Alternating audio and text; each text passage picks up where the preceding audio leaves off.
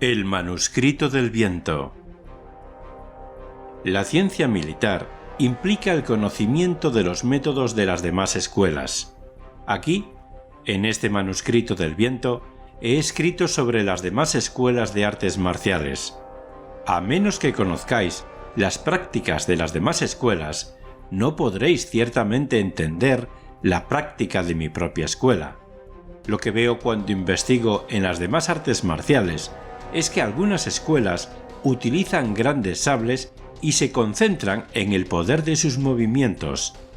Algunas practican su ciencia utilizando un sable pequeño y largo al que llaman un pequeño sable largo. También existen escuelas que se preocupan de muchos movimientos con el sable largo, llamando a las posiciones del sable técnicas convencionales y transmitiendo la ciencia como una enseñanza interna.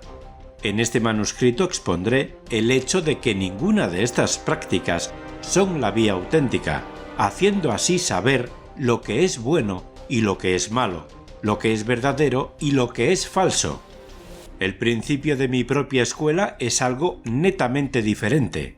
Otras escuelas se convierten en teatros, adornándose y exhibiéndose para vivir, y comercializan las artes marciales. En consecuencia, parecería que no están en la verdadera vía. Además, el arte marcial se considera convencionalmente de una forma limitada, como si consistiera solo en la esgrima.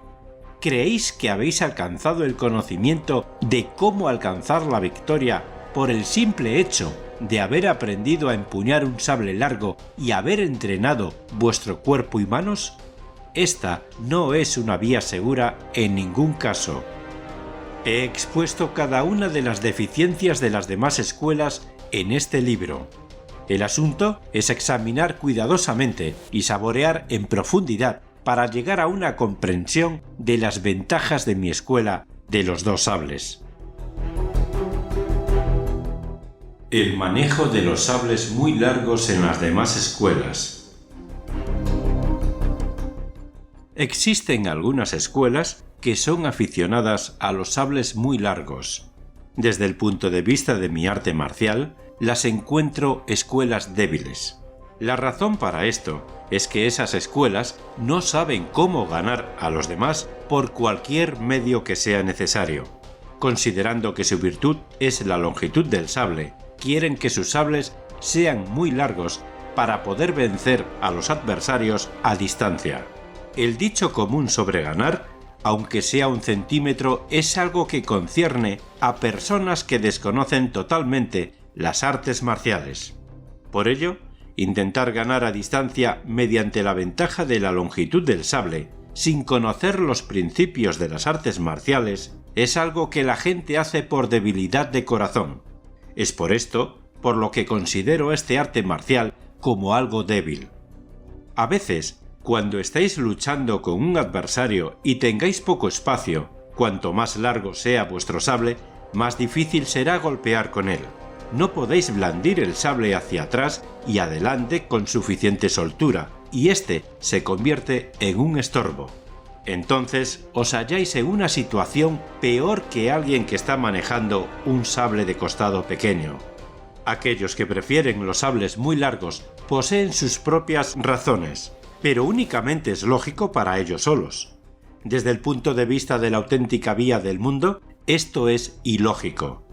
¿Es inevitable perder utilizando un sable más corto y no un sable muy largo? Suponed que la situación física arriba, abajo y a los costados se halla bloqueada. O imaginad una situación social en la que solo se pueden llevar armas de costado. Querer tener en estas circunstancias un sable muy largo es una mala actitud, porque es dudar de la ciencia de las artes marciales. Por añadidura, existen personas que carecen de la fuerza física requerida. Desde la antigüedad se ha dicho que lo grande incluye lo pequeño. Por tanto, no es una cuestión de rechazar indiscriminadamente la longitud, es cuestión de rechazar la actitud desviada que solo tiene en cuenta la longitud. En el contexto de la ciencia militar a gran escala, un sable muy largo es como un gran contingente de tropas. Un sable más corto es como un pequeño contingente. ¿Acaso es imposible una batalla entre un pequeño contingente y un gran contingente de tropas? Existen muchos ejemplos en los que un pequeño contingente ha ganado sobre uno mayor. Así pues, en mi escuela existe un rechazo hacia una actitud estrecha y desviada. Esto invita a un cuidadoso examen. Los golpes poderosos de sable en las demás escuelas. No debería existir una distinción entre golpes fuertes y golpes débiles de sable. El movimiento de un sable hecho con la intención de blandirlo con fuerza es rudo, y es difícil ganar solo con la rudeza. Además, si golpeáis con una fuerza desmedida cuando vais a matar a alguien intentando asestar un poderoso golpe con el sable, no tendréis éxito. Incluso cuando estáis ejercitándoos contra un muñeco u otra cosa, es erróneo intentar golpear muy fuerte de forma deliberada. Cuando os enfrentáis a un enemigo en combate mortal, nadie piensa en golpear con debilidad ni con fuerza. Cuando uno piensa solamente en matar al otro, también interviene un sentimiento de fuerza y, por supuesto, ningún sentido de debilidad. Uno solo piensa en la muerte del enemigo. Si golpeáis el sable de otro con fuerza, utilizando un movimiento demasiado poderoso, tendrá consecuencias negativas por exceso de fuerza. Si golpeáis el sable de otro de forma forzada, será vuestro propio sable el que se retrasará. Así pues, no existe nada parecido a un golpe de sable especialmente poderoso. Incluso en la ciencia militar a gran escala, si tenéis un gran contingente que desea ganar una poderosa batalla combatiendo, el hecho es que vuestro enemigo también dispone de gente fuerte y quiere luchar con fuerza. A este respecto, ambos estáis en la misma posición. Cuando se trata de obtener la victoria en cualquier cosa, es imposible obtenerla sin razón. En mi escuela no prestamos ninguna atención a cosas no razonables. El meollo del asunto es utilizar el poder del conocimiento de las artes marciales para obtener la victoria de cualquier forma que podáis. Esto debe ser trabajado en profundidad. La utilización de los sables más cortos en las demás escuelas. Pensar en ganar sirviéndose solo de un sable más corto no es la auténtica vía. Desde la antigüedad, los sables largos y cortos han tenido distinto nombre. Las personas fuertes pueden manejar con facilidad un sable largo, así que no hay razón para aficionarse sin razón a un sable más corto. La explicación de esto es que las lanzas y las alabardas también se utilizan para aprovecharse de su longitud. La idea de que vais a utilizar un sable más corto para hendir, arremeter y vencer a un adversario en el intervalo entre los movimientos de su sable es una desviación y por tanto está equivocada. Además, cuando estáis atentos para descubrir algún lapso, todo lo demás se descuida y se produce una sensación de estancamiento que debe ser evitada. Y si intentáis utilizar un arma corta para penetrar en las defensas del enemigo y dominarlo, eso no será de ninguna utilidad en medio de numerosos adversarios. Incluso si pensáis que la ventaja de tener un arma más corta es la capacidad de penetrar en medio de una multitud, arremeter con libertad y blandir la espada a un lado y a otro, en cada caso estáis en una actitud defensiva de la esgrima y de este modo en un estado de espíritu distraído.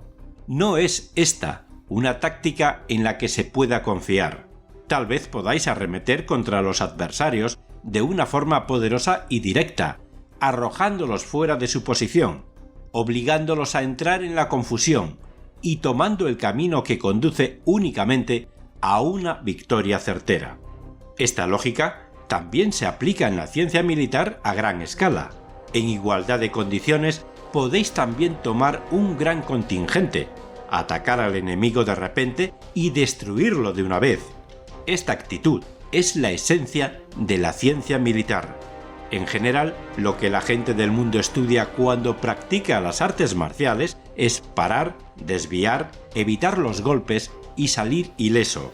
En consecuencia, sus mentes son arrasadas por este método y acaban siendo maniobrados y manipulados por los demás. Puesto que la vía de las artes marciales es directa y franca, es esencial el intento de dominar y vencer a los adversarios. Esto debe ser considerado atentamente. Numerosos golpes de sable en las demás escuelas. Cuando se enseña un excesivo número de movimientos de sable, se hace para comercializar este arte e impresionar a los principiantes con el conocimiento de muchos movimientos de sable. Esta actitud debe ser evitada en la ciencia militar. La razón de ello es que es un engaño pensar que existen toda clase de técnicas para hendir al adversario. A este respecto, no existen diferentes técnicas en el mundo. Sea o no uno un especialista, e incluso si se trata de una mujer o un niño, no existen muchas formas de golpear y cercenar. Sí existen variantes. Estas se limitan a apuñalar y a acuchillar. Para empezar, puesto que el objetivo consiste en matar, no hay ninguna razón para que existan muchas formas de hacerlo.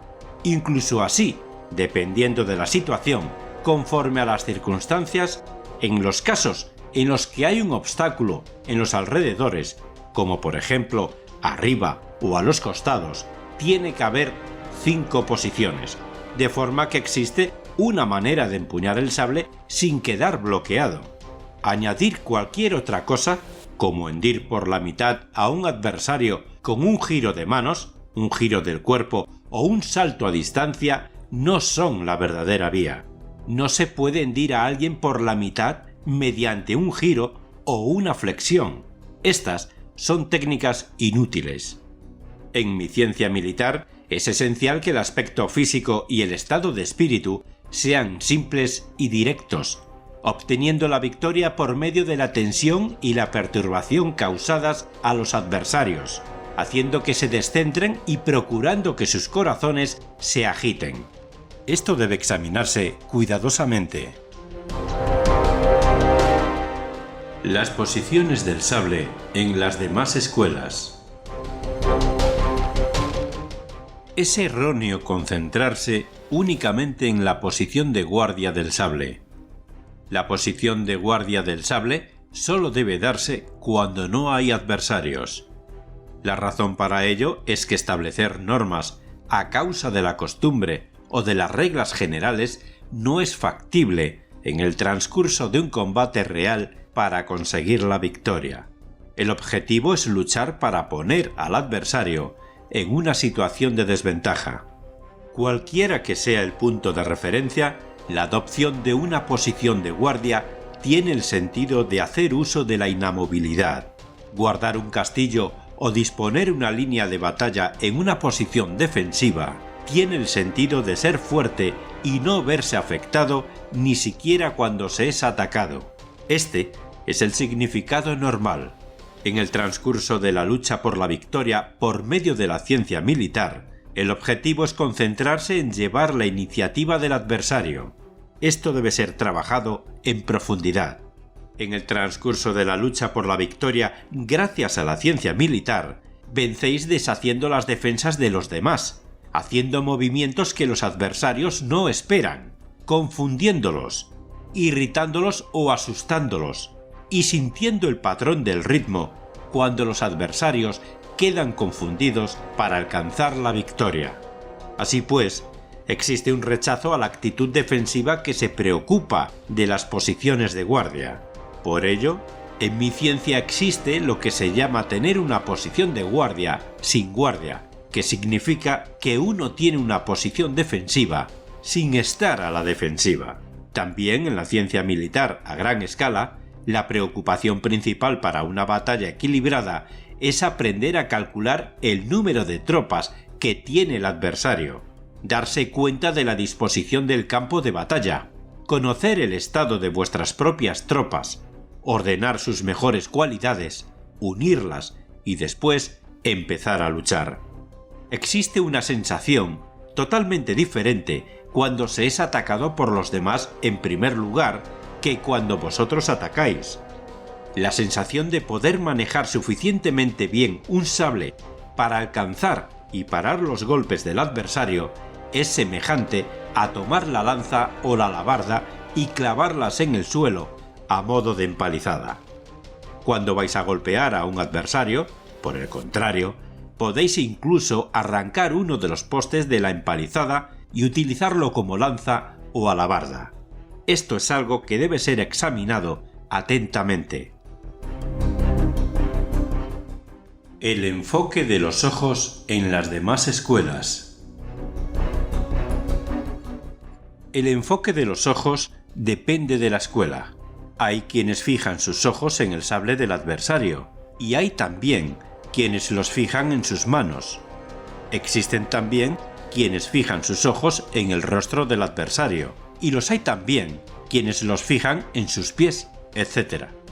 Cuando intentáis fijar los ojos en algún punto en particular, existe una sensación de distracción, y esto se convierte en lo que se conoce en las artes marciales como una desgracia. Las personas que juegan a la pelota tal vez no mantengan sus ojos en ella, porque cuando uno tiene una buena práctica de algo, no es necesario mirar deliberadamente. Igualmente, en las artes de los malabaristas, cuando tienen práctica en las técnicas, pueden hacer equilibrio con una puerta en la nariz y hacer malabarismos con varios sables a la vez. Todo ello sin mirar. Como están involucrados en la práctica todo el tiempo, ven lo que ocurre de manera espontánea. De igual modo, en el contexto de la ciencia de las artes marciales, cuando os familiarizáis con cada adversario, percibís el grado de seriedad de su mente y sois capaces de practicar la ciencia con eficacia, podéis ver incluso la distancia y velocidad de un sable. Hablando en términos generales, el foco de los ojos en las artes marciales se halla en el corazón y en la mente de las personas implicadas. Cuando se llega a la ciencia militar a gran escala, los ojos también se concentran en el estado de las tropas enemigas.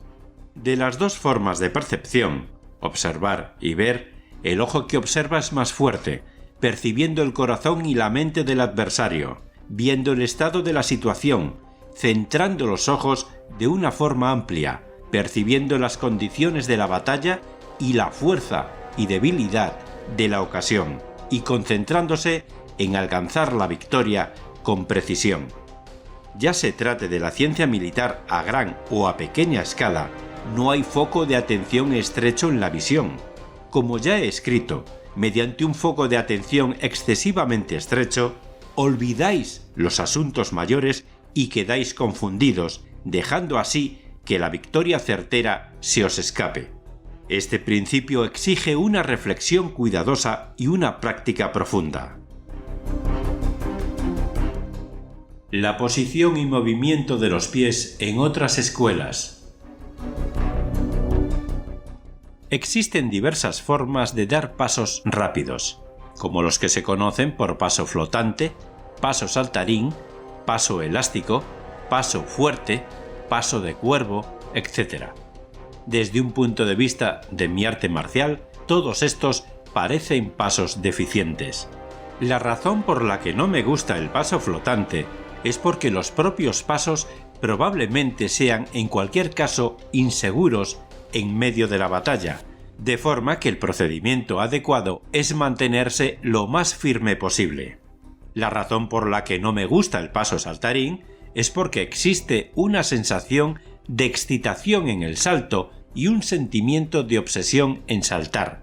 Puesto que no hay razón para saltar una y otra vez, un paso saltarín es malo. Igualmente, el paso elástico es ineficaz, porque existe una sensación de rebote. El paso fuerte es una posición pasiva y especialmente objetable. Además de estos, existen diversos pasos rápidos como el paso del cuervo. Puesto que es posible que os enfrentéis a adversarios en pantanos y ciénagas, o en montañas y ríos, o en planicies rocosas, o en caminos estrechos, dependiendo del lugar, existen situaciones en las que es imposible saltar, dar pasos elásticos o rápidos. En mi arte marcial no existe ningún cambio en la forma de mover los pies. Es lo mismo que andar por un camino de forma habitual, siguiendo el ritmo del adversario, encontrando la posición física correcta en situaciones tanto de aceleración como de calma. La marcha debe ser ordenada, sin defecto ni exceso. Igualmente, en la ciencia militar a gran escala, es fundamental el movimiento de los pies. La razón para ello es que si atacáis de forma indiscriminada, sin conocer las intenciones de vuestro adversario, perderéis el ritmo y os encontraréis con que es difícil ganar. Del mismo modo, si estáis marchando con tranquilidad y no notáis cuándo están desmoralizándose o desmoronándose los adversarios, haréis que la victoria se desvanezca y no podréis dar una rápida salida al combate. Es esencial percibir el desánimo y el desmoronamiento de los adversarios y superarlos sin dejarlo siquiera un momento de respiro. Esto exige una práctica y un entrenamiento profundos. La utilización de la velocidad en otras escuelas. En las artes marciales, la velocidad no es la verdadera vía. En lo que se refiere a la velocidad, la cuestión de rapidez o lentitud en cualquier cosa proviene del fracaso de armonizar con el ritmo. Cuando domináis un arte o una ciencia, vuestra acción no parece rápida. Por ejemplo, existen corredores profesionales, carteros que recorren una ruta de unos 30 kilómetros, pero ni siquiera así corren rápidos desde la mañana hasta la noche. En cuanto a aquellos que carecen de entrenamiento, aunque parezca que corren todo el día, no alcanzan el objetivo. En el arte de la danza, si un mal cantante acompaña la canción de un cantante cualificado, existe una sensación de desacompasamiento que desemboca en precipitación. Igualmente, cuando se trata con los tambores la canción Pino Viejo, a pesar de ser una pieza dulce, también en este caso, alguien que es inexperto tenderá a adelantarse o a atraparse. Y aunque la canción Dunas Elevadas tiene un tempo rápido, es erróneo interpretarla demasiado rápido. Como dice el proverbio, el rápido se cansa y no puede llegar a tiempo. Por supuesto, ser demasiado lento y llegar demasiado tarde también es malo. La actuación de un experto parece relajada, pero no pierde el ritmo. Las acciones de las personas entrenadas no parecen apresuradas. El principio de la vía puede ser conocido a través de otros ejemplos. La rapidez es especialmente mala en el contexto de la ciencia de las artes marciales. Las razones para ello son las siguientes. En este caso también, dependiendo del lugar, digamos, por ejemplo, en una charca, es imposible moverse y correr rápidamente. Con un sable largo, no existe algo así como matar con rapidez. Por el contrario, con un abanico o un sable corto, si intentáis cortar con rapidez, no podréis cortar en absoluto. Esto invita a un cuidadoso discernimiento. Igualmente, en la ciencia militar a gran escala, es malo el sentimiento de velocidad y prisa. Con la actitud de sujetar la almohada, no hay lentitud. Por añadidura, cuando la gente se apresura corriendo, es esencial hacer lo contrario, quedarse tranquilo y en calma, sin dejarse arrastrar por ella. La forma de trabajar en ese estado de espíritu exige entrenamiento y práctica. Lo esotérico y lo exotérico en las demás escuelas. En el contexto de los asuntos de las artes marciales, ¿qué debe llamarse exotérico y qué debe llamarse esotérico? Según el arte, existen transmisiones esotéricas de la realización esencial que se transmiten como tradiciones orales internas, pero cuando se trata del principio de combatir en duelo con adversarios, no es un asunto de luchar de manera exotérica y matar de manera esotérica. Mi forma de enseñar las artes marciales es hacer que los principiantes aprendan y practiquen aquellas técnicas que son fácilmente dominadas, enseñándoles primero los principios que pueden entender rápidamente. En cuanto a aquellos asuntos que sus mentes tienen dificultad en comprender, observo la comprensión de cada individuo, enseñándole a continuación los principios más profundos de manera gradual, paso por paso. Incluso así, puesto que generalmente les hago aprender aquellas cosas que tienen relevancia real para manejar estos asuntos, no existe algo así como una distinción entre lo esotérico y lo exotérico. Así sucede en el mundo. Cuando vais en medio de las montañas, si queréis ir más lejos, tendréis de nuevo que salir de las montañas. En cualquier arte o ciencia existe aquello para lo que el secreto y la reserva es apropiado, y aquello de lo que se puede hablar abiertamente. Pero cuando se trata de los principios de la guerra, ¿qué es lo que tiene que ser ocultado y qué es lo que tiene que ser revelado? Por consiguiente, al transmitir mi ciencia, no me preocupo de las obligaciones escritas o de los artículos de castigos. Observar el poder intelectual de los estudiantes, enseñarles un camino directo, haciéndoles abandonar los malos aspectos de las 5 formas o de las 6 formas de las artes marciales, de modo que entren naturalmente en la ciencia auténtica de los guerreros, haciendo que sus mentes se liberen de la duda. Esta es la vía en la que enseño las artes marciales. Una práctica y entrenamiento profundos son necesarios. Epílogo. En las 9 secciones precedentes sobre las artes marciales de las demás escuelas, de las que he escrito sus principios generales en este manuscrito del viento, aunque es imprescindible escribir claramente sobre cada escuela, desde la iniciación hasta la tradición interna, no doy importancia a escribir los nombres de qué secreto concreto, de qué escuela particular me estoy refiriendo. La razón de ello es que los puntos de vista de cada escuela y la lógica de cada método se realizan de forma diferente según cada persona y dependiendo de la mentalidad. Así, incluso en la misma escuela, existen ligeras diferencias de comprensión. Por tanto, pensando en la posteridad, no he mencionado las escuelas concretas a las que me refiero. Habiendo dividido las grandes líneas de las demás escuelas en 9 categorías, cuando miramos desde el punto de vista de la vía correcta para el mundo, desde el punto de vista de la razón humana honesta, los asuntos como las preferencias por los sables muy largos o muy cortos, las preferencias por la fuerza o por la forma de empuñar, o la preocupación por la fiereza y la finura, son guías desviadas.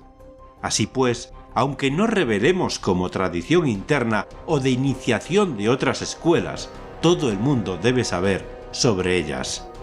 En mi escuela no existe una distinción entre la tradición de iniciación y la interna en lo que concierne al sable largo.